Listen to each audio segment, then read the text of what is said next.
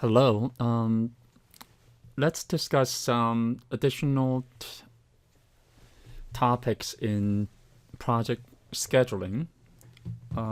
We have discussed how to schedule a project based on so-called network analysis, which means creating the precedence diagrams.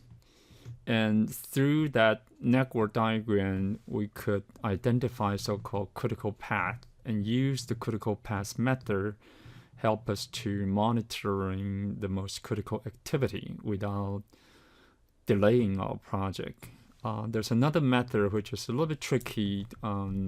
It's called critical chain method. If we have a chance, we will come back and visit. And sometimes a project schedule may be constrained by some of the critical resources. Therefore, techniques such as resource leveling may be important for us to understand how we can remove potential resource constraint.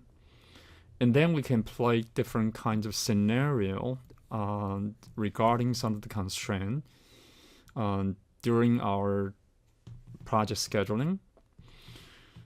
We can also apply so-called leads and lag, or using an approach called lathering, which may allow us to speed up the project. And if we really want to compress the project schedule, there are two approaches based on what kind of constraint you're facing. One is crushing, we call it crushing, which allowed us to throw more resources to speed up the project. The other is called fast tracking, which allowed us to perform some original sequential project in parallel fashion, which allowed us to compress the project time. So let's discuss some of the tool and technique that has been listed here. CPM, as we call it, critical path method, usually based on that precedence diagram or network diagram, we can find out the so-called critical path, which are the path that has zero total float or slack time. And if there's any delay in any of the activity on the critical path, then the whole project will be delayed. And so the accumulated total time required to go through the critical path is the shortest time possible to complete the project. So any delay of any of the activity on the critical path would delay the total project. So it is important for project manager to monitor all the critical activity on those are the activity on the critical path. So if we use this approach, we can conduct so-called critical path analysis, and we can find out what are the critical activity, those activity on the critical path, and they must be carried out and finished on time. And we can find out where parallel activity can be performed and potentially to speed up the process. And certainly we need to understand the shortest time to complete the project based on the critical path, time to finish all the tasks on the critical path. We definitely need to know the resource needed to execute the project, and particularly the resource needed for activity on the critical path. We need to understand the sequence of activity, we need to schedule it, time it properly, and based on the critical path analysis, we can prioritize the tasks to find out which one may have major impact to our total schedule.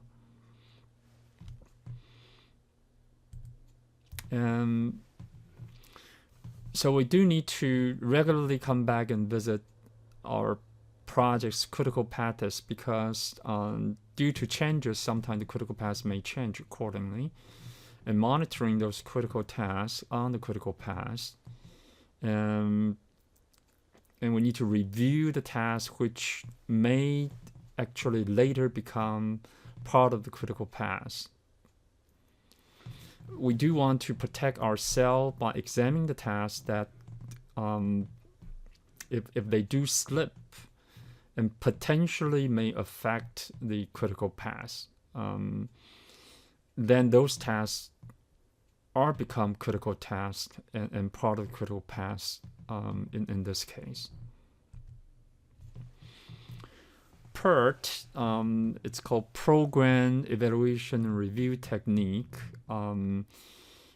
There's really not that much difference other than the way in the PERT approach we are estimating the time for each activity differently. And so let's look at the formula. In the critical path analysis or the network analysis of our project schedule, we assume the time that's required to finish each activity is fixed. We just give a number, which is our estimation. In PERT approach, we will give 3-point estimation. One is the most likely time to finish an activity. The other is an optimistic estimation, which will be the best case scenario. And then the pessimistic estimation, which is the worst case scenario.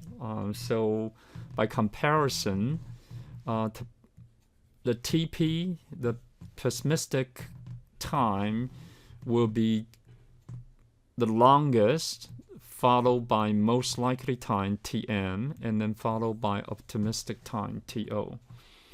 And in PERT analysis, we calculate the expected time to finish an activity as kind of weighted average of this 3 points estimate. The formula is TE is equal to TO plus 4 times TM plus TP and divided by 6. And so that's kind of expected time to finish a particular activity. So we take a more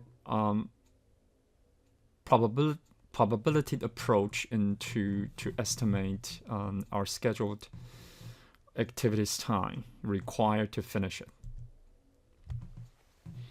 So just to summarize CPM, critical path methods, we only give a single estimate for activity time. And the activity time is assumed to be known or predictable. It's a deterministic approach. And PERT, we give multiple time estimate, which actually 3-point estimates, and for each activity. So, and this is actually a probabilistic kind of approach to measuring activity time. So when we finish our kind of network diagram, precedence diagram that we have discussed previously, and the final schedule actually cannot be finalized until we take the resource that may be required to finish the project, to assign to each of the tasks in order to finish the project, because there are potential resource constraints which may cause the delay of our project. We do need to identify the role of personnel which are required to perform certain projects, such as designers, system analysts, programmer, tester, etc. And we do need to have some idea about the staff skill level, because that would affect our estimation of the effort or the times required for them to finish a particular task. And then we have to actually look at the availability of resources, which could be which could be equipment, material, or staffs. And all of that need to take into consideration for us to come up with the final project schedule, which may not be the same as the original network diagram. And we'll discuss this when we talk about estimation and also regarding cost and resource scheduling. There's some practical consideration. Sometime when we create the network diagram, we may make some logical error, which means we mess up the dependency among some of the tasks. You should number the activity and give the activity which kind of occur earlier a smaller number. You can use computer software like Microsoft Project to help us to develop the network diagram. And we do need to establish the calendar days, which you should take out the holidays and etc. To make the schedule calendar more realistic. It is possible we may be dealing with multiple projects which has multiple starting and ending time. That will be the responsibility of a project management office in order to handle multiple project situation. In case we want to shorten our project schedule, which means accelerating the project such that we can complete it sooner, then there's two possibilities. One is that if the resources are not constrained, which means resource is not an issue, we can certainly add additional resources to speed it up. We can potentially outsource some of the project work, and we can schedule staffs overtime, which will cost us more, but then we can kind of shorten this, the days to finish various tasks and the total schedule. If possible, we should, for a long-term project, we want to establish a core project team so there's some consistency, and so there will be less kind of transition and discontinuity among various staff members swapping in and out of a project. And in some rare cases, we can try to finish a project on time, in shorter time, with a kind of quick prototype to get by. And then we can kind of improve the prototype to make it the final more acceptable deliverable. That's only in a rare occasion. And the second situation is that, which practically in most of the project, resource may be a constraint, which means we have limited number of skilled worker, budget is fixed. In that case, there's still some possibility for us to speed up the project. One approach is called fast tracking, which we'll explain later. And we can certainly negotiating with our sponsor, someone higher up, try to reduce the project scope. And potentially we can even compromise that the quality of the project that deliverable, although it's rarely used. And however, compromised quality doesn't mean we do a lousy job. It just means we may not demand as higher quality as we may if more time and resources are given. Let's look at this one of the two schedule compression technique. One is called crushing. Crushing just basically means we're adding more resources.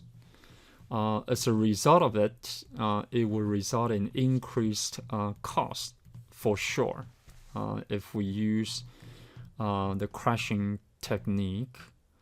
And potentially it may even increase the risk because when you kind of in a rush, although you bring in more resources, but it may mean some new staff member being added who may be less familiar with the project's situation and may create some additional risk. Fast tracking, in short, which means we will try to find some of the activity which normally are done in sequence, and then we'll try to see whether it is possible to perform them in parallel. And if you can kind of perform some of the tasks in parallel instead, then that would potentially result in shorten the schedule and finish the project sooner. However, performing some of the original sequential tasks in parallel may result in rework and increased risk because it implied more coordination among those parallelly performed tasks. And if you do not coordinate it well, it would result in poor quality, not able to integrate them properly, which result in rework or increased risk. But this is under the assumption that activity that was originally performed in sequential manner can be done in parallel. And we're going to look at that a little bit more. Another technique is called lathering. It's kind of variation of fast tracking, to be frank. So we're going to look at that, which requires some further decomposition of some of the tasks to create parallelism. That will be my explanation. We can also look at lags or even leads among various activity. We discussed actually leads and lag previously, but we're going to explain it again in the context of speeding up a project. This is a good example of lathering. We have 3 sequential tasks, A, B, and C, which take 3 days, 6 days, and 9 days to finish. So the total time required to finish A, B, C task in that sequence will be 18 days. And if we can break down A into A1, A2, and A3, decompose B into B1, B2, B3, and C to 3 smaller tasks, and we'll find out that I don't have to wait until A3 is finished. When I finish A1, I can start B1 right after that. So that will create actually some parallelism between A and B, and same thing, we create some parallelism between actually C and B, or even C and B and A. That allowed us to compress the time that's required to finish A, B, and C, assuming there's no resource constraint, which will limit us to do things this way. In this particular case, if you kind of go through this by doing some kind of critical path analysis, it would take us 12 days to basically finish the project. So actually we can shorten this project 1/3 of the time, which means we finish 6 days earlier. And in this case, I believe 12 days, this is the critical path. This one, okay, is the critical path. We mentioned lags. For instance, task X and Y will lag 2 days, which means I have to, when I finish X, I have to wait for 2 days to finish Y. And if two activity has a so-called start-to-start relationship, like when I start activity M, I can start activity N right away. And we can also place lag time or even lead time if we wish. In this case, when I finish activity P, after 5 days, I can start activity Q. Okay. So in the precedence diagramming method, we can annotate the dependency with lead or lag. If it's plus, that means lag. If it's minus, that could mean lead. Let's assume this is minus, which means this is star to star. It's probably not good. Okay. Let's do this as a plus, which means when I start H after 10 days, I can start I. So that's star to star. Finish to start. Let me change this to minus, which means after I finish F, I can start the next task G actually 15 days before I finish, which means you can get a head start of G without waiting for F to finish. Okay, because there's 15 days lead that you can get out of this relationship. Okay, certainly we're assuming F would take more than 15 days to finish. So using leads or lags, we can create, I call this partially parallel task. They're not completely parallel, but they're partially parallel or overlapped. So use the lead and lag, for instance, and finish to start, and I complete punch list, and then I would start landscape building lot. Okay, this two tasks has this kind of dependency, but this task over here may take several weeks, more than 2 weeks to finish. But once I started for a while, before 2 weeks before it's finished, I can start the next task over here, which will create this overlap that would compress our schedule. Okay.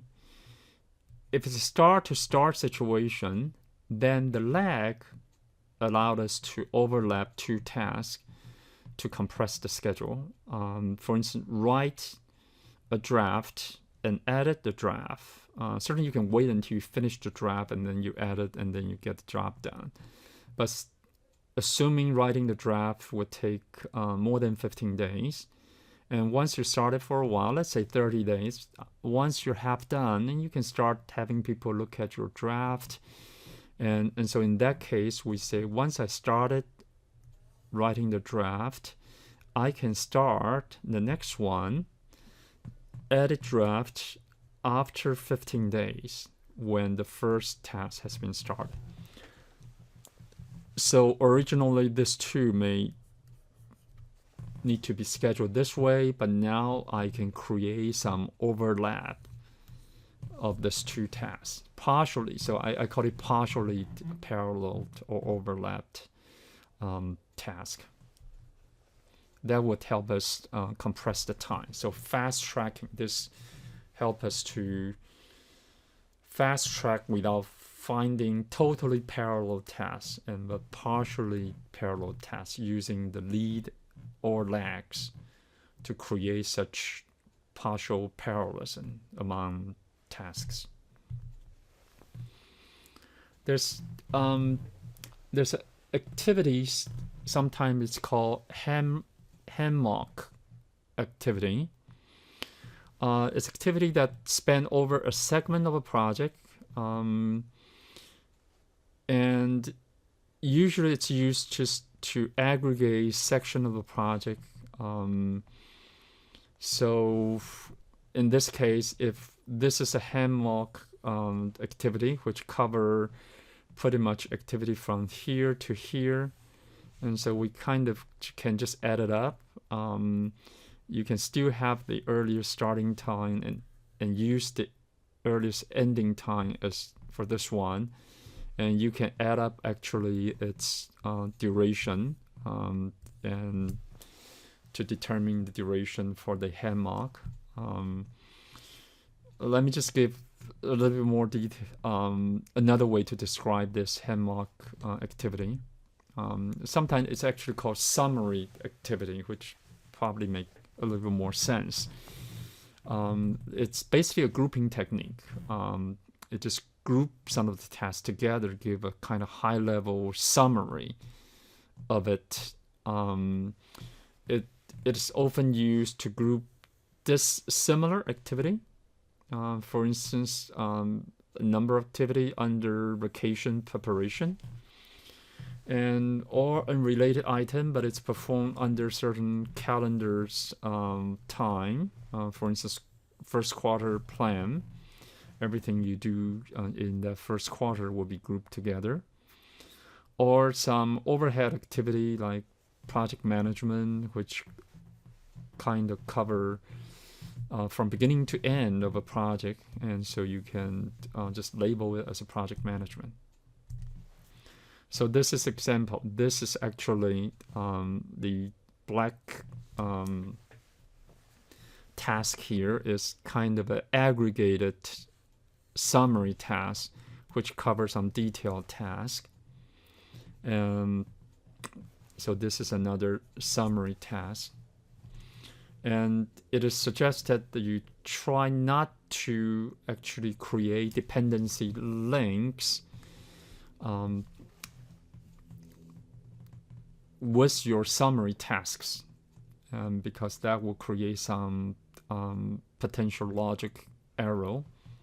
Okay, like this is a dependency to a summary task, which is not really recommended. And more detailed tasks, dependency among them certainly are okay. And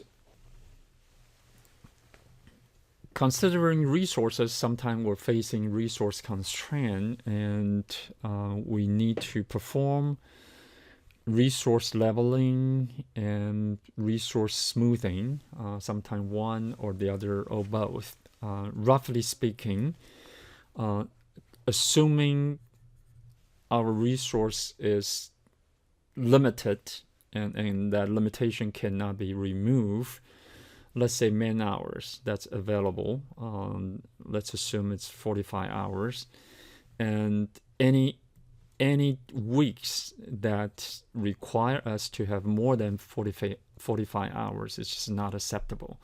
So we actually basically need to reschedule some of the tasks that require this additional resource to later time to level the resource requirement, so we get rid of this portion. So that's called resource leveling. I'll give a little bit more concrete example later. Resource smoothing is really try to have better utilization of resources. So if possible, you do want to make a little bit of adjustments so that the resource usage will be a little bit smoother. So for instance, in this case, some people may only get half-time work. They may not be happy. If you can, and then they're busy in some other week. If you can kind of smooth it out, so their workload will be more even, that's usually better. Okay. So resource leveling, usually we're dealing with critically required resources, which we may not be able to add additional resources. We can only level it in order to meet our requirement for those resources of the activity which need to be performed at a certain period of time.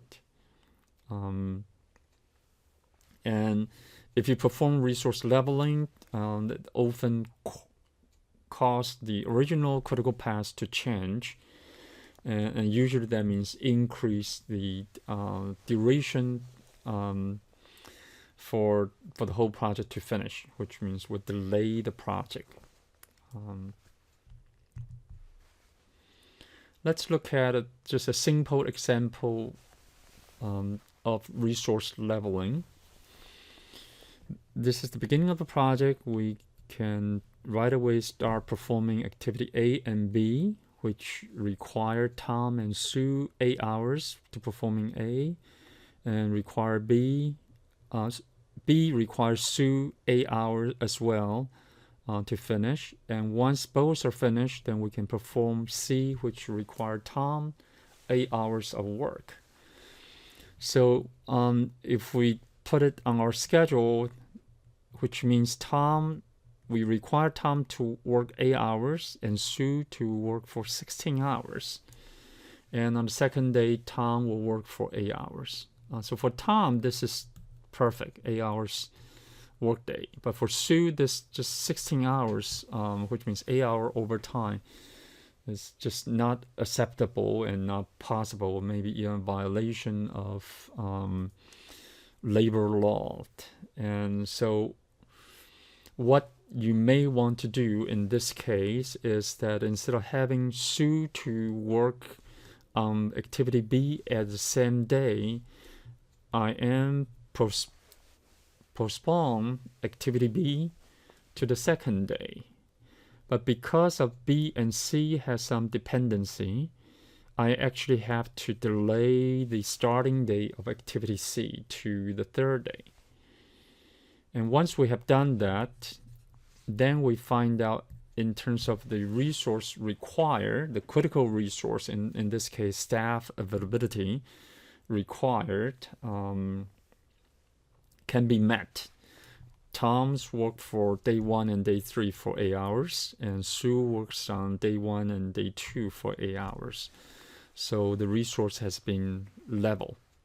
Okay, this is called resource leveling. But as you can see that the total dates required to finish the project change from 2 days to 3 days now.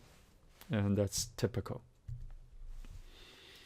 As we mentioned, resource smoothing.